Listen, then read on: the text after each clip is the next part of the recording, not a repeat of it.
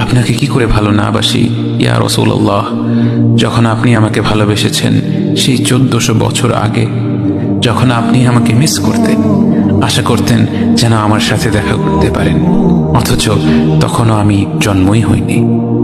সেদিন সাহাবীরা আপনার চোখে পানি দেখে বলল, ইয়া রাসূলুল্লাহ, আপনি কাঁদছেন কেন?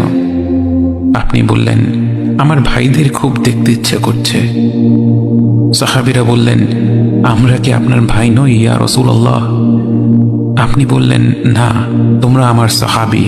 আমার ভাই হলো তারা যারা আমার পরে আসবে এবং আমাকে কখনো না দেখেও তারা আমাকে বিশ্বাস করবে।